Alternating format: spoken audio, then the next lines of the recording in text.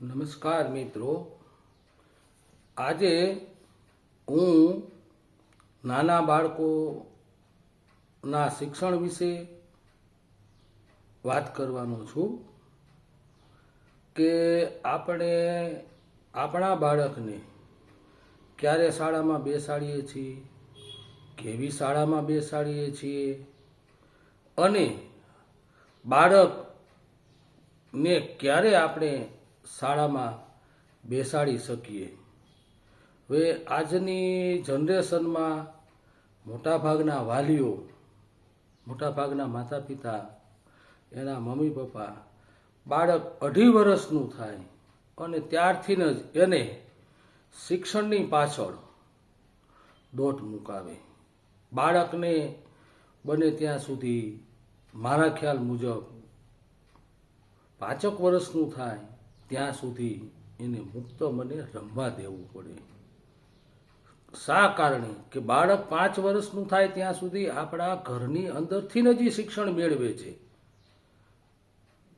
દાદા દાદી હોય તો એની પાસે વાર્તા સાંભળે તો એનામાં શ્રવણ કરવાની અને યાદ રાખવાની એક ટેવ પડતી જાય. માતા પિતા શિક્ષિત હોય અથવા તો અશિક્ષિત હોય છતાં પણ બાળકને મમ્મી પપ્પા પાસેથી જે શિક્ષણ મળે છે તે શિક્ષણ ક્યાંયથી મળતું નથી. આપણે માત્ર અને માત્ર બાળકને શિક્ષણ, બાળકને સરસ મજાનું વાંચતા આવડે, બાળક સરસ મજાનું તૈયાર થઈને સ્કૂલે જાય, ત્યાં 1લો નંબર લઈ આવે. હવે આપણે બધાને આપણા બાળકને 1લો નંબર જ લઈ આવવાની ગણતરી, પણ તમે ક્યારે તમારા બાળકને સમજીને કે ભાઈ મારા બાળકની કેપેસિટી, મગજને સંગ્રહ શક્તિની કેટલી છે, જો એ વિચારો તો તમારા બાળક વિશે તમે શિક્ષણ એને કેવી રીતનું, ક્યાં, કેમ લેવું એ આપણે નક્કી કરીએ. હવે માનો કે આપણે ગ્રામ્ય વિસ્તારમાં રહેવી છીએ તો કેવી શાળા પસંદ કરવી એ આપણે નક્કી કરવાનું છે. શિક્ષકો માયાળુ હોય, બાળકોને સરસ ભણાવતા હોય. ઘણી વખત એવું બને કે કોઈ પણ શિક્ષકના ક્લાસની અંદર 35 બાળકો હોય તો કાંઈ 35 બાળકને સરસ મજાનું શિક્ષણ આવે? વિચારો. હું તો કહું છું કે 35ને સરસ મજાનું શિક્ષણ પ્રાપ્ત થઈ જાય એવું ન બને. કારણ કે ભગવાને આપણને જે મગજની શક્તિ આપી છે, આપણને જે વિચારવાની શક્તિ આપી છે એ બધા પાસે સરખી ન હોય. કોઈ બાળક વધારે તેજસ્વી હોય, કોઈ બાળક થોડુંક નબળું હોય, કોઈ બાળક મધ્યમ હોય, પણ આપણને એમ થાય કે મારું બાળક 1લો નંબર લઈ આવે, મારું બાળક ભણવામાં હોશિયાર થાય. હવે ઘણી વખત આ હોડની અંદર બાળકને આગળ લઈ આવવાની હોડમાં આપણે બાળકને ઇંગ્લિશ મીડિયમમાં દાખલ કરવાનો આગ્રહ રાખીએ અને બાળક ઇંગ્લિશ મીડિયમમાં ચાલે કે ન ચાલે એનો વિચાર આપણે કરતા નથી અને બાળકને ગમે એમ કરી અને આપણે સારી સ્કૂલ એટલે મોટી સ્કૂલ, એમાં એડમિશન લેવી. બાળક રોજ સરસ મજાનો તૈયાર થાય, હાઈ ક્લાસ મજાનો બેલ્ટ, કપડાં, અહીંયા આઈ કાર્ડ અને તૈયાર થઈને રોજે જાય બાળક. પણ જ્યાં સુધી તમે બાળકને નહીં સમજો ત્યાં સુધી તમારા બાળકના શિક્ષણ વિશે તમે વિચારી નહીં શકો. બાળકની નાની નાની ટેવ, બાળક શું વિચારે છે, બાળકને શું ગમે છે એના વિશે આપણે વિચાર કરવો પડે. ઘણી વખત એવું બને કે આપણું બાળક નાનેથી આપણે જે વ્યવસાય કરીએ છીએ એ વ્યવસાયની અંદર કુશળ હોઈ શકે પણ શિક્ષણમાં ન પણ હોય. હવે આ વસ્તુ એવી છે કે એના વ્યવસાયમાં કુશળ છે પણ હવે આ સમય પ્રમાણે એને શિક્ષણની જરૂર તો છે જ. તો આ 5 વર્ષની આજુબાજુના બાળકને આપણે ઓળખવું પડે આપણા બાળકની અંદર આપણે ડોક્યું કરવું પડે કે મારું બાળક ક્યાં સુધી કેટલું ગ્રહણ કરી શકે તેમ છે. હવે આ વસ્તુ જ્યાં સુધી આપણે વિચારીએ નહીં ત્યાં સુધી બાળકને આપણે ભણવા માટે તૈયાર કરી શક્યા નથી એવું થાય. હવે બાળક 3-4 વર્ષનું થાય, શેરીમાં રમવા જાય, એ કેવા બાળકો સાથે રમે છે, કોના બાળકો છે, એ બાળકોની ઉંમર શું છે. ઘણી વખત એવું બને કે આપણું બાળક 4 વર્ષનું હોય ને એની સાથે બીજું એક 8 વર્ષનું છોકરું રમતું હોય. તો હવે 8 વર્ષના છોકરાના મગજનો વિકાસ ઝાઝો થયો હોય, એ થોડુંક ટેલેન્ટ વાળું હોય, તો એ બાળકની સાથે આપણું બાળક રહે એટલે આપણું બાળક લઘુતા ગ્રંથિથી પીડાય. ક્યારે આપણે આપણા બાળકને ઉતારી પાડવું ન જોઈએ. જેવી રીતના 60 વર્ષથી ઉપરના કોઈ પણ વ્યક્તિને તમે સાંભળ્યા વગર એને ઉતારી પાડો અને જે દુઃખ લાગે એ જ દુઃખ બાળકને લાગે. સૌથી વધારે ગ્રહણ કરવાની શક્તિ બાળકમાં 10 વર્ષ સુધી છે. એ આપણને એમ થાય કે આપણા બાળકને ખબર નથી પડતી, પણ બાળકને બધી જ ખબર પડતી હોય છે. પણ છતાંય આપણે આપણા બાળકને એક યંત્રવ્રત કે બાળક શિક્ષણ મેળવે, બાળક હોશિયાર થાય ને સરસ વાંચતા આવડે, પણ એમ વાંચતા આવડી જતું નથી. એના માટેનું વાતાવરણ આપણે ઘરમાં એના સાથી મિત્રો સાથે તૈયાર કરવું પડે. બાળકના હૃદય સુધી પહોંચવું પડે. જ્યાં સુધી તમે બાળકને ભણવા માટેની એની કક્ષા નક્કી ન થાય ત્યાં સુધી તમે કોઈ વસ્તુ બાળકમાં પ્રગતિ કરાવી શકો નહીં. હવે મારું એમ કહેવાનું છે કે જે બાળકો છે એને તમે માનો કે બાળપણથી તમારા ઘરની અંદર મૂળાક્ષર છે, ABCD છે, એના ચિત્ર રાખો, તો એ ચિત્ર જોશે ને,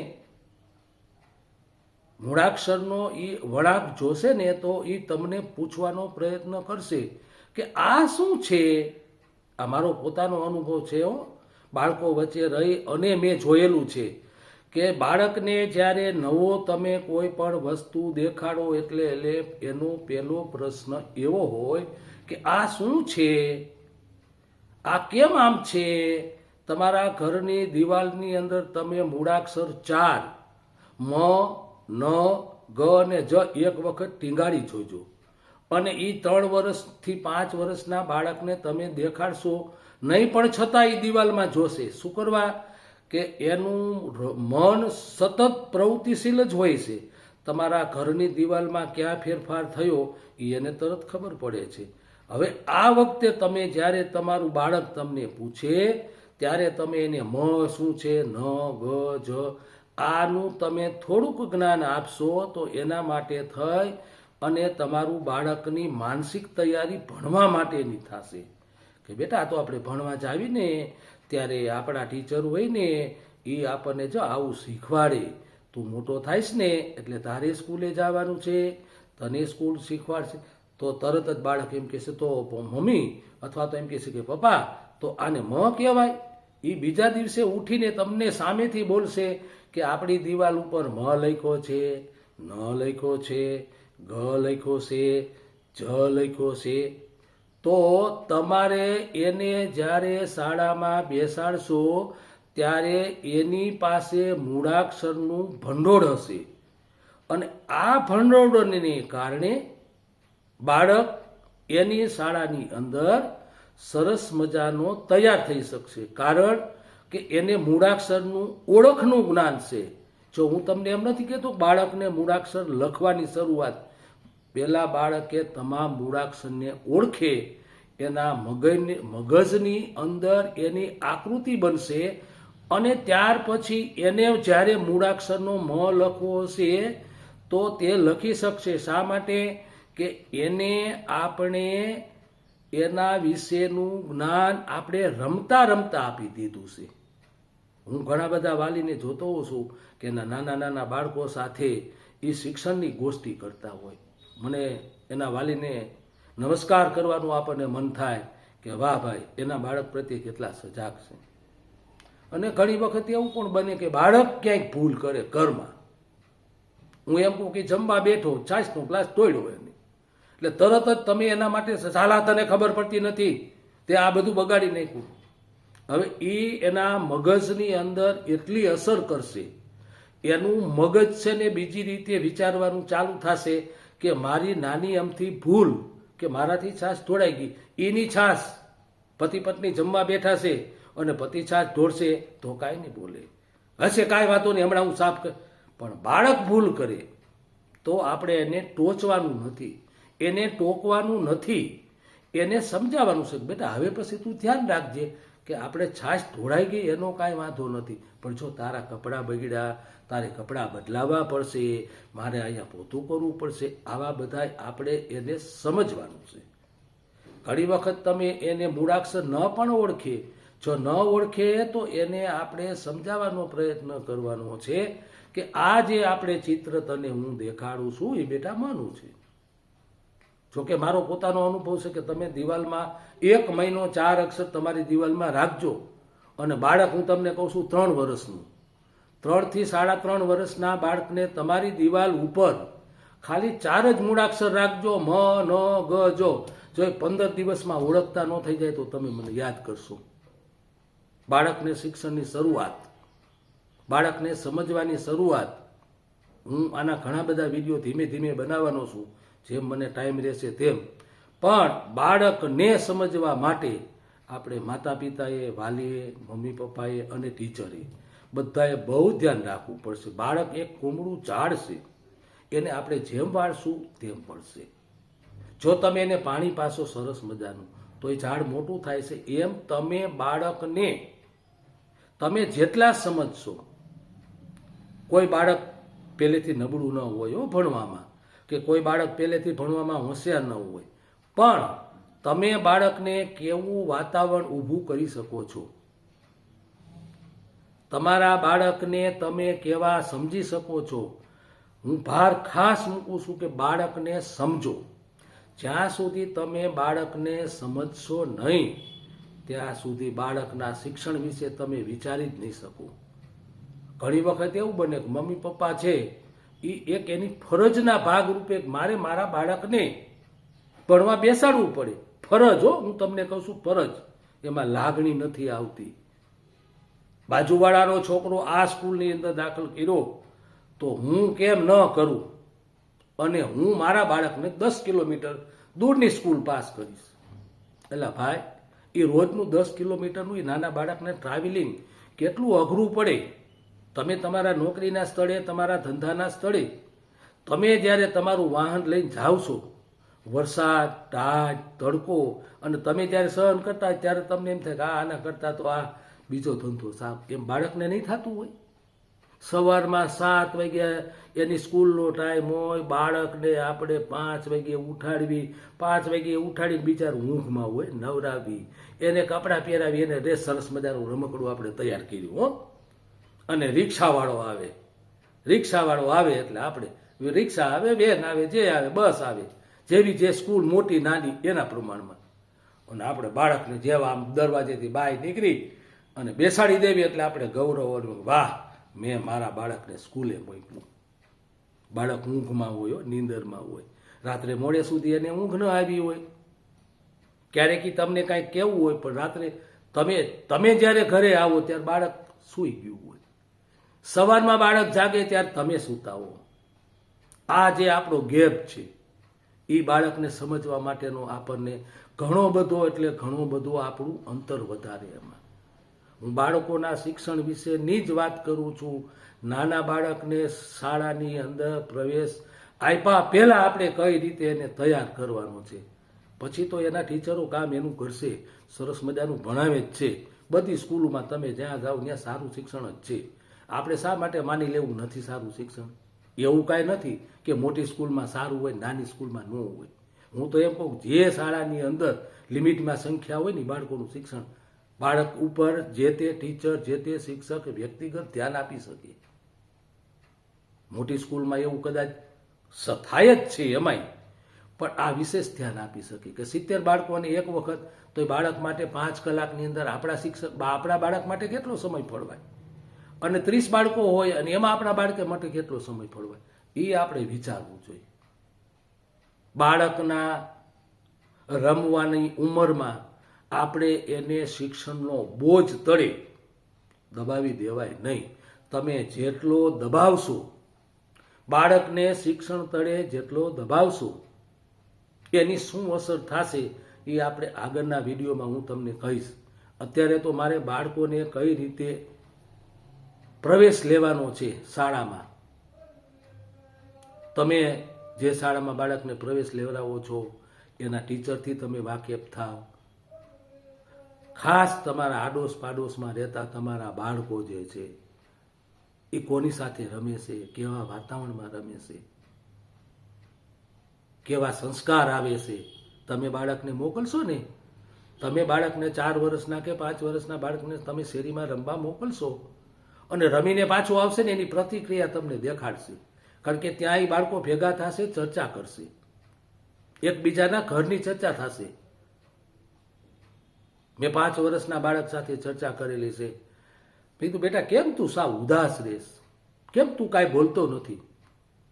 તો ત્યારે બાળકની આંખમાંથી દળ દળ દળ દળ આંસુ આવ્યા. મેં કા બેટા શું થયું, તને કોઈએ માર્યું? તો કે ના ના મને કોઈએ માર્યું નથી. તો મેં તું તને શું થયું, તને ભણવું નથી ગમતું બેટા? તો કે ના ના મને ભણવું ગમે છે મને. તો મેં તું તને શું, તારી પાસે કાંઈ પુસ્તક નથી, કાંઈ ચોપડી નથી, તારી પાસે દફતર નથી? તો કે ના ના મારી પાસે બધુંય છે. તો મેં તું તારે બધુંય છે તો તને તકલીફ ક્યાં છે? તું સરસ મજાના કપડાં પહેરીને આવીશ. બાળક જો ઘરની વાત બહાર કરે નહીં, બાળક બોલે નહીં, એને ખૂબ વિચાર કર્યો, બોલતો નથી.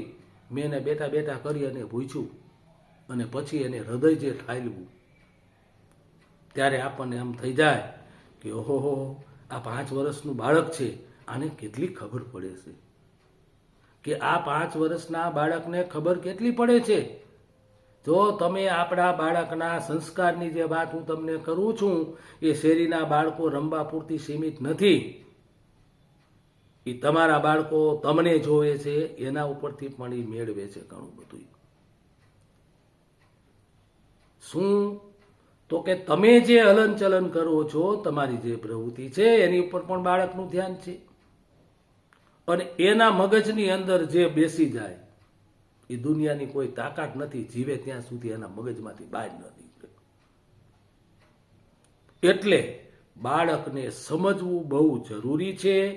જ્યાં સુધી તમે બાળકને સમજશો નહીં ત્યાં સુધી તમારું બાળક શિક્ષણની અંદર કેવું આગળ વધશે એ તમે નક્કી નહીં કરી શકો. આપણે ગૌરવથી કહીએ કે મારો છોકરો ફલાણી સ્કૂલમાં ભણે છે, મારા છોકરાને 1લો નંબર આવ્યો. એટલે ભાઈ હું જેટલાને પૂછું એ બધા એમ જ કહે છે કે મારા છોકરાને 1લો નંબર આવ્યો. તો મને એમ થાય કે સ્કૂલની અંદર બધાને 1લા નંબરે જ આવતા હોય છે, ક્યાંય કોઈને બીજો નંબર જ નહીં. અને એની બાળકને મેં 10મા ધોરણમાં જોયેલો છે, 10મા ધોરણમાં એ બાળકને મેં પાછો જોયેલો છે. કા બેટા શું થયું, પાસ થયો? ના ના સાહેબ 4 વિષયમાં રહી ગયો. એટલે ભાઈ 1લો નંબર આવતો હતો, 4 વિષયમાં રહી ગયો, તું તો બહુ હોશિયાર હતું.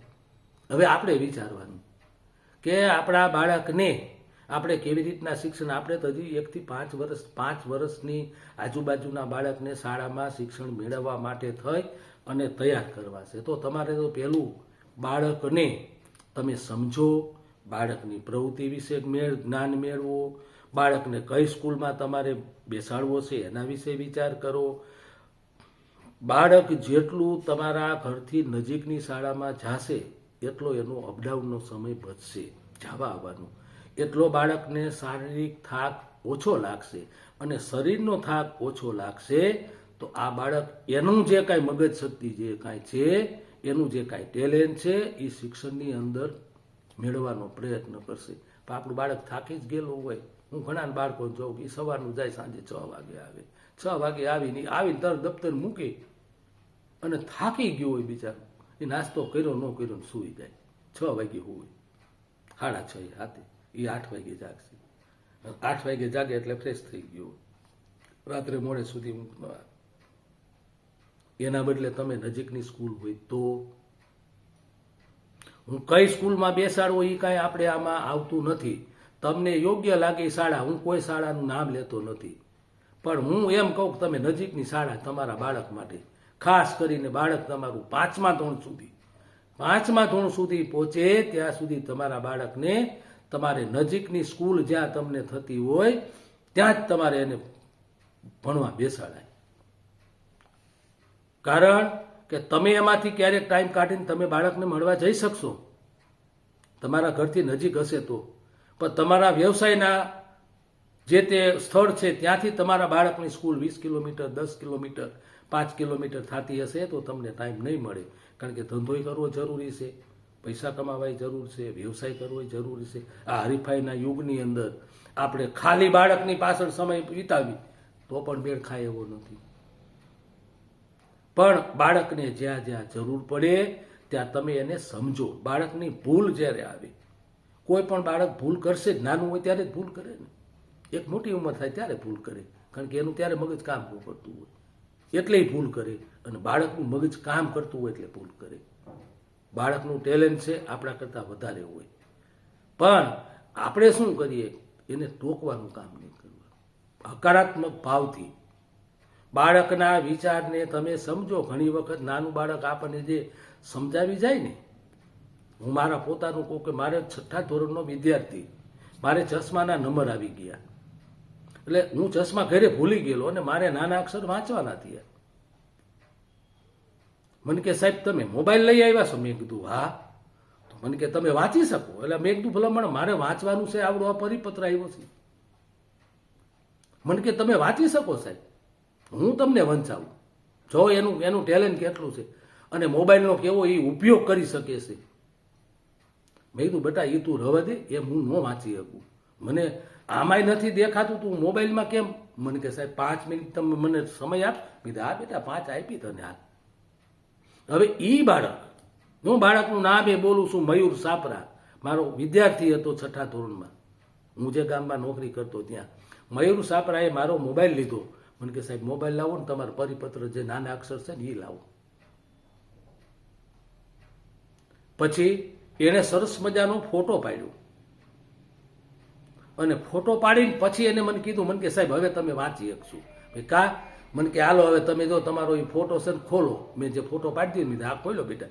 પછી એને ઝૂમ કર્યું એટલે અક્ષર મોટા થયા. તો મારે જે વાંચવું હતું ચશ્મા વગર, એને મને વંચાયું. તો આ બાળકનું કૌશલ્ય છે.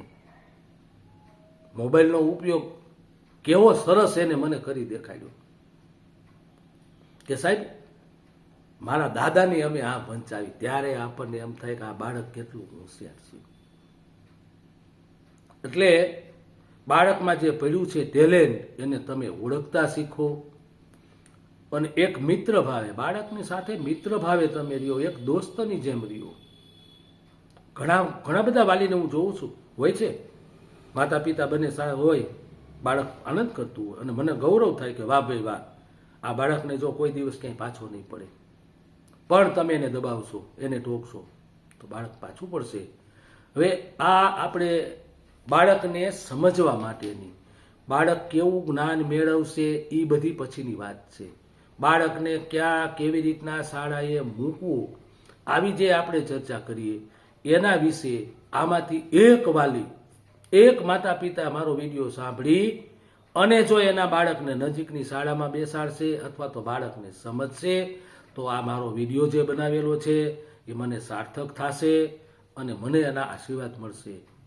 મારા અનુભવનો જે તરજુબો હતો, આમાં હું કોઈને ક્યાંય કોઈ વસ્તુ કહેવા, કોઈ વ્યક્તિને ક્યાંય હું કોઈ વસ્તુ કહેવા માંગતો નથી. આ મારો પોતાનો જે અનુભવ છે એ હું રજૂ કરું છું.